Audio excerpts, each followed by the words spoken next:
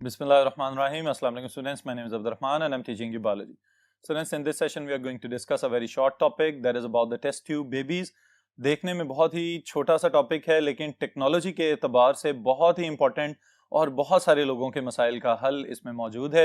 It is also known as IVF in vitro fertilization. Details board पे देखते हैं.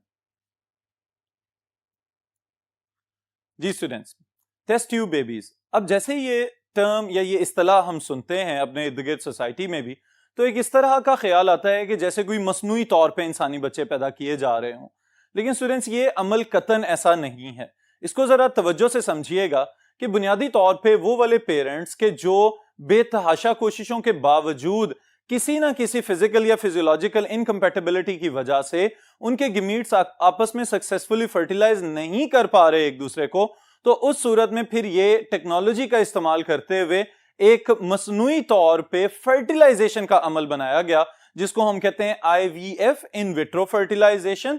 और इसको बाज़ औक़ात असिस्टेड फर्टिलाइजेशन भी कहा जाता है कि अगर नेचुरल प्रोसीजर्स के तहत मेल गमीट्स और फीमेल गमीट्स आपस में कंबाइन नहीं हो पा रहे तो उसके लिए फिर लैब में मुख्तलिफ टेक्निक्स इस्तेमाल करते हुए यहां पे मेल और फीमेल गमीट्स को सक्सेसफुली फ्यूज करवा दिया जाए. तो this is the concept of the test tube babies. अगर पार्टनर्स खुद से रजामंद हैं इस टेक्निक के लिए तो इट इज कंप्लीटली परमिसिबल, इसकी इजाजत है और इसमें किसी किस्म का कोई सवालिया निशान बाकी नहीं रह जाता. ऑलराइट स्टूडेंट्स, तो हम इसके अंदर सिलेबस के पॉइंट ऑफ व्यू से क्या क्या चीजें समझेंगे इसको भी देख लें वन बाय वन. सबसे पहले नंबर पे स्टूडेंट्स आपको याद होना चाहिए कि फर्टिलाइजेशन का प्रोसेस जो है it is the fusion of the gametes. लेकिन फ्यूजन ऑफ द गमीट्स के लिए the male gametes are the motile gametes, जबकि दूसरी जानिब हम देखते हैं तो फीमेल रिप्रोडक्टिव सिस्टम के अंदर कुछ कंपोनेंट्स हैं that are associated with one another.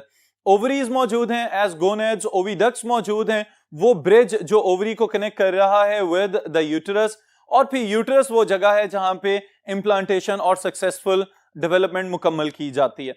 लेकिन in case of fertilisation which part is most important? तो आपको याद होना चाहिए fallopian tubes. All right, the proximal part of the fallopian tubes is that area where fertilization is mostly done. All right, फिर अब यहां पे समझने वाली बात यह है कि अगर फर्टिलाइजेशन मुकम्मल नहीं हो रही, स्पर्म्स आ रहे हैं लेकिन एग्स के अंदर कोई ना कोई रिसेप्टर्स इस तरह के नहीं बन पा रहे कि जो उस स्पर्म को फौरी तौर पे एक्सेप्ट कर लें, तो हम ये कहेंगे कि यहां पे इनकम्पैटिबिलिटी हो रही है या और भी बहुत सारी वजूहात हो सकती हैं.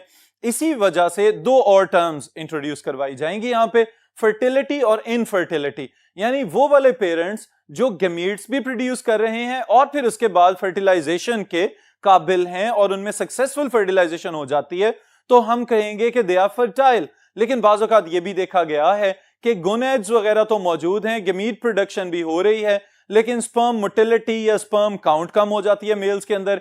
इसी तरह फीमेल्स में जो ओवा पैदा हो रहे हैं वो इनकम्पैटिबल होते हैं, स्पर्म्स के साथ कंपैटिबिलिटी नहीं बना पा रहे होते. तो इन तमाम वजूहात की बुनियाद पे टेक्नोलॉजी पे हमें डिपेंडेंट होना पड़ता है और हम देखते हैं कि टेक्नोलॉजी में ऐसी कौन सी चीज है जिसके जरिए सक्सेसफुल ये काम हो चुका हुआ है. सबसे पहले नंबर पे स्टूडेंट्स याद रखिएगा कि बुनियादी तौर पे इसमें किया क्या जा रहा है. जो दोनों पार्टनर्स हैं उनमें से मेल में से स्पर्म्स ले लिए जाएंगे, सीमन हम कहते हैं जिस फ्लूइड को, sperm containing and the glandular secretion containing mixture is known as semen. अब ये जो सीमन लिया जाता है इसमें से फिर जो ज्यादा हेल्थी या स्ट्रॉन्ग किस्म के स्पर्म्स होंगे उनको सेलेक्ट कर लिया जाएगा. On the other side females को थोड़ा सा मेडिकली ट्रीट करना पड़ता है, क्योंकि आपको याद होगा नेचुरल रिप्रोडक्टिव साइकिल्स में only one functional ovum is produced at one time in one reproductive cycle. तो यहां पे उन्हें किसी सूरत में हम यूं कह सकते हैं कि हाइपर ओव्यूलेटिंग फेज में लेके जाना होता है, जहां पे वो एक से ज्यादा ओवा या एक से ज्यादा फॉलिकल्स पैदा करने की सलाहियत रखती हूं. फिर फीमेल्स की ओवरीज और मेल्स के जो टेस्टीज हैं इनमें से गमीट्स या इनके सैंपल्स ले लेने के बाद आपने याद रखना है कि इस पूरे प्रोसीजर को IVF जिसे हम कह रहे हैं या टेस्ट ट्यूब बेबीज का जो मैकेनिज्म है इसको तीन बड़े हिस्सों में डिवाइड कर सकते हैं. The first one is known as follicle aspiration, यानी कि पहले ओवा की अच्छी तरह से छानबीन की जाए और फिर उसके बाद उनको सेलेक्ट कर लिया जाए या कलेक्ट कर लिया जाए. So eggs are harvested from ovaries. Expert look for eggs in ovaries through ultrasound. ये एक प्रॉपर जो है मैकेनिकल मैकेनिज्म होगा.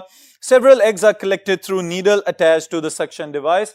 यानी कि एक बारीक सी सुई जो है उसको ओवरीज तक पहले इंजेक्ट किया जाएगा और साथ साथ लोकेट किया जाएगा कि कहां पे ओवा मौजूद हैं। फिर उसके बाद उनको एक सक्शन मशीन के साथ अटैच करके तो उसमें से एग्स को, यानी ओवरीज के अंदर जो फॉलिकल्स के अंदर एग्स पड़े हुए, उन एग्स को वहां से उठा लिया जाएगा।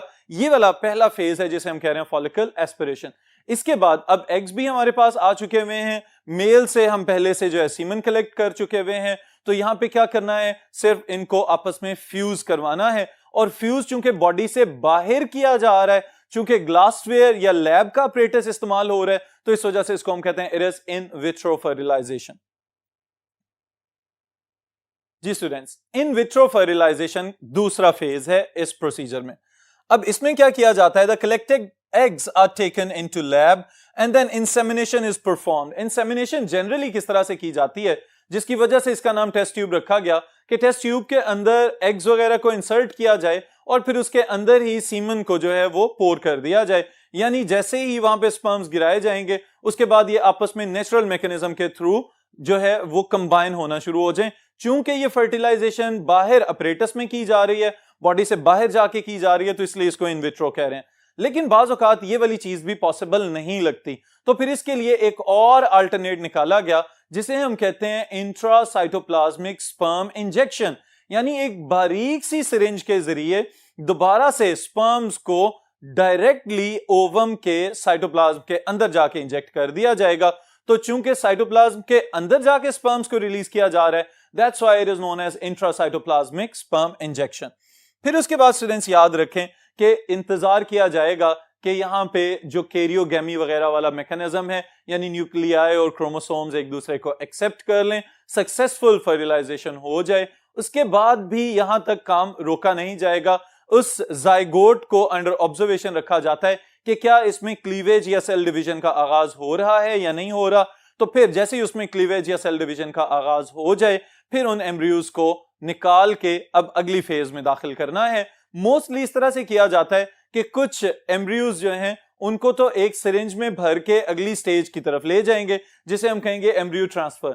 और साथ ही साथ बाज़ औक़ात ये भी किया जाता है कि अगर परमानेंट इनकम्पैटिबिलिटी या इनफर्टिलिटी का मसला हो उन कपल में या उन पेरेंट्स के अंदर, तो फिर इन्हीं एग्स को फ्रीज करके संभाल भी लिया जाता है ताकि फ्यूचर में दोबारा इस्तेमाल किया जा सके। फिर इसमें स्टूडेंट्स एक इंपॉर्टेंट स्टेटमेंट याद रखिएगा कि जो डेवलपिंग एम्ब्रियो है उसके ऊपर एक प्रोटेक्टिव लेयर मौजूद होती है जिसे हम कहते हैं जोना पेल्यूसिडा। इस जोना पेल्यूसिडा को हटाना बहुत ज्यादा जरूरी है ताकि जब एम्ब्रियो को ट्रांसफर किया जाए बैक टू द यूट्रस, तो यूट्रस के साथ कनेक्शन डेवलप करना है एम्ब्रियो ने। तो इस मैकेनिज्म को हम कहते हैं जोना हैचिंग, यानी कि जोना पेल्यूसिडा का हट जाना और उसमें से जो डेवलपिंग एम्ब्रियो है उसका निकल जाना, इसको हम कहते हैं जोना पेल्यूसिडा हैचिंग। तो यहां पे आर्टिफिशियली हैचिंग करवाई जाएगी, जोना पेल्यूसिडा को रप्चर किया जाएगा, उसमें होल बनाया जाएगा और फिर उसके बाद इन एम्ब्रियोज को उठा के सिरिंज के जरिए इंजेक्ट कर दिया जाएगा into the uterus. Alright students, फिर यूट्रस के अंदर इंजेक्ट करने के बाद जो डेवलपिंग एम्ब्रियोज हैं उनकी इम्प्लांटेशन को मॉनिटर किया जाता है और फिर उसके बाद अगर ये इम्प्लांटेशन सक्सेसफुल हो जाए तो बिल्कुल नॉर्मल ह्यूमन जेस्टेशन की तरह ऐसा ऐसा ही अपनी डेवलपमेंटल फेजेस से ये फीटस गुजरेगा और after 280 days it will be a normal birth. Alright students, तो इस पूरे केस को समझते हुए हम ये कह सकते हैं कि वो पेरेंट्स के जिनमें कोई भी इनकम्पैटिबिलिटी का इशू है, they can take support from this biotechnological technique जिसे हम कहते हैं टेस्ट ट्यूब बेबीज और in vitro fertilisation. This is all for this session. इंशाल्लाह नेक्स्ट सेशन में नेक्स्ट टॉपिक के साथ मुलाकात होगी।